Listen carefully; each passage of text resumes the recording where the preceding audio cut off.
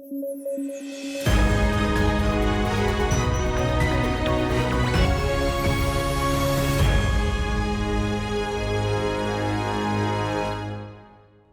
News at 9 programme में आपका स्वागत है। मैं हूं अमृत उपाध्याय। आइए जल्दी से देखें आज की हेडलाइंस। गरबा हुआ यूनेस्को की इंटेंजिबल कल्चरल हेरिटेज की सूची में शामिल। भारत से 15 हुई संख्या। लोक नृत्य है garba. Colombo security conclave Mauritius में आयोजित। भारत से अजीत डोवाल होंगे शामिल। हिंद महासागर की सुरक्षा है मकसद। और भारत के गुड्स सेक्टर से आई अच्छी खबर। निर्यात में सर्विस सेक्टर को किया पीछे। मेक इन इंडिया से बेहतर हुआ गुड्स सेक्टर का प्रदर्शन।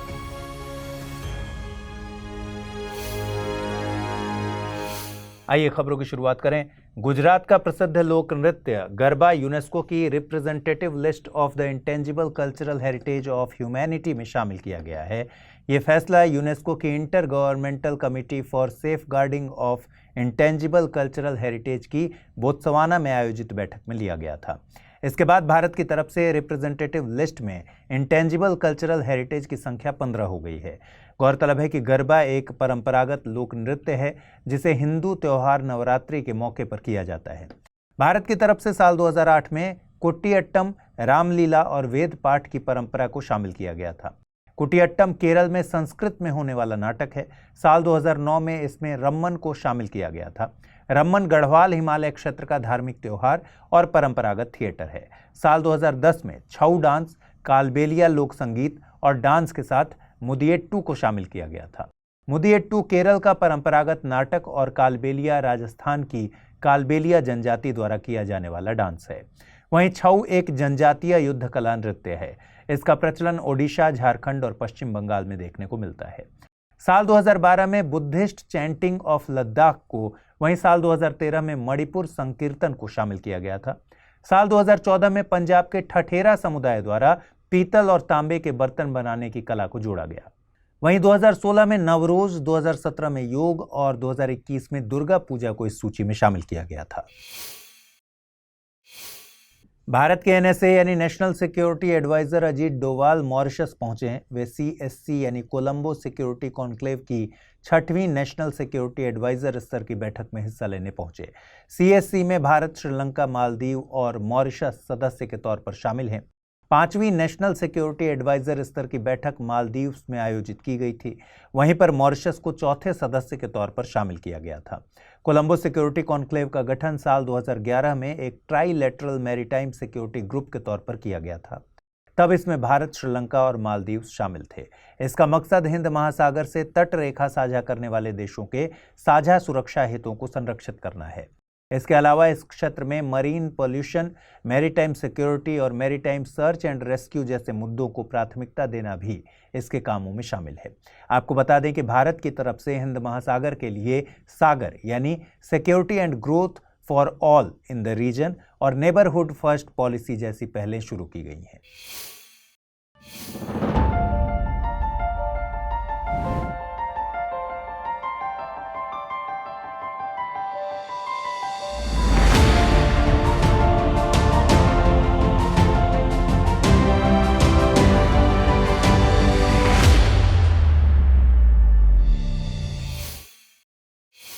भारत के गुड्स सेक्टर यानी अर्थव्यवस्था के द्वितीयक क्षेत्र की तरफ से एक अच्छी खबर आई है।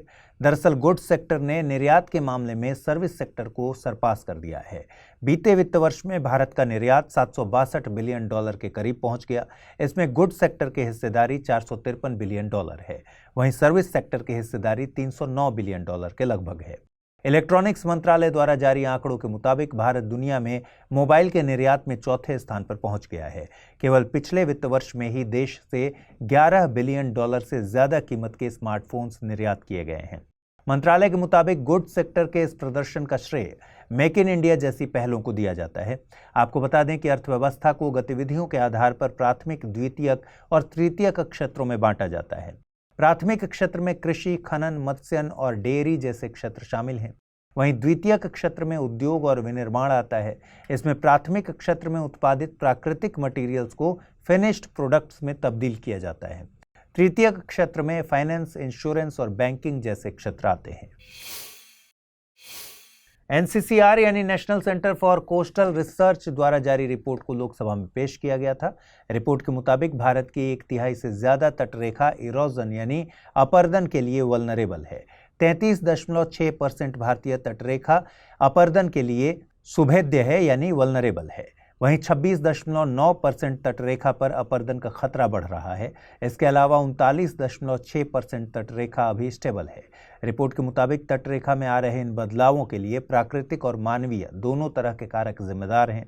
कम होती इस तटरेखा से तटीय क्षेत्रों पर निर्भर रहने वाले समुदायों की आजीविका पर भी नकारात्मक असर पड़ेगा। एनसीसीआर पृथ्वी विज्ञान मंत्रालय के तहत एक अटैच्ड ऑफिस है। इसका मुख्यालय चेन्नई में है। भारत की तटरेखा 7,516.6 किलोमीटर लंबी है। इसमें 2,094 किलोमीटर द्वीपीय भूमि से तो 5,422 किलोमीटर मुख्य भूमि से लगती है। भारत की ये तटरेखा 9 राज्यों और 4 संघ शासित प्रदेशों में फैली है। आइए जल्दी से देखें आज के बुलेटिन में रैपिड न्यूज में क्या है खास। महिला और बाल विकास मंत्रालय अपनी खास पहल नारी अदालत को शुरू करने की तैयारी में है। इसे मिशन शक्ति योजना के पहले चरण के तहत असम और जम्मू कश्मीर में शुरू किया जाएगा। नारी अदालतें ग्रामीण स्तर पर महिलाओं के लिए वैकल्पिक विवाद समाधान तंत्र प्रदान करेंगी। साथ ही ये अदालतें घरेलू हिंसा, संपत्ति के अधिकार और पुरुष प्रधान समाज से जुड़े मुद्दों पर मदद करेंगी। इन अदालतों का मुख्य उद्देश्य समस्याओं को सुलझाना, शिकायतों का निवारण और महिलाओं को उनके अधिकारों की जानकारी देना है। हाल ही में जापान ने दुनिया के सबसे बड़े प्रायोगिक परमाणु संलयन रिएक्टर का अनावरण किया। इस न्यूक्लियर रिएक्टर का नाम JT60SA रखा गया है। इसे बनाने के पीछे उद्देश्य बड़े पैमाने पर सुरक्षित ढंग से कार्बन मुक्त ऊर्जा को उत्पन्न करना है। यह यूरोपीय संघ और जापान के बीच एक संयुक्त पहल है। आपको बता दें कि संलयन प्रक्रिया विखंडन से भिन्न होती है। संलयन की प्रक्रिया एक नाभिक को विभाजित करने के स्थान पर 2 परमाणु नाभिकों को आपस में मिलाकर एक नाभिक बनाने से संबंधित है। फारस की खाड़ी एक बार फिर चर्चा में है। इस बार ईरान की वजह से ये चर्चा में आया है। ईरान ने हाल ही में यहाँ तेल से भरे 2 टैंकर जब्त किए हैं। फारस की खाड़ी ईरान और अरब प्रायद्वीप के मध्य स्थित है। इससे 8 देशों की सीमा लगती है। इन देशों में इराक, कुवैत, सऊदी अरब, बहरीन, कतर, संयुक्त अरब अमीरात, ओमान और ईरान शामिल हैं। हॉर्मुज स्ट्रेट के जरिए यह पूर्व में ओमान की खाड़ी और अरब सागर से जुड़ता है। लद्दाख जैसे विषम परिस्थिति वाले क्षेत्र में सब्जियों की खेती के लिए नई तकनीक पेश की गई है। गृह मंत्रालय ने इससे संबंधित जानकारी राज्यसभा में दी। इस ग्रीन हाउस आधारित तकनीक को लद्दाख ग्रीन हाउस नाम दिया गया है। इस तकनीक के द्वारा किसान सर्दियों के मौसम में भी सब्जियां उगा सकते हैं। इस तकनीक को defence institute of high altitude research द्वारा विकसित किया गया है। दरअसल लद्दाख एक ठंडा क्षेत्र है, इसलिए सर्दियों के मौसम में फसलें और सब्जियां उगाना चुनौतीपूर्ण होता है, क्योंकि तापमान अक्सर -20 डिग्री सेल्सियस से नीचे चला जाता है। हाल ही में ONDC यानी open network for digital commerce ने बिल्ड फॉर भारत पहल की घोषणा की। इस पहल का उद्देश्य ई-कॉमर्स में विविध चुनौतियों से निपटना और इस क्षेत्र में व्यावहारिक समाधान विकसित करने के लिए औद्योगिक नवोन्मेष यानी इनोवेशन को बढ़ावा देना है। इसे Google cloud India, antler in India, Paytm और स्टार्टअप इंडिया के सहयोग से शुरू किया गया है। यदि हम ONDC की बात करें तो यह उद्योग और आंतरिक व्यापार संवर्धन विभाग के तहत स्थापित एक निकाय है। इसका मकसद ई-कॉमर्स का लोकतंत्रीकरण और विकेंद्रीकरण करना है।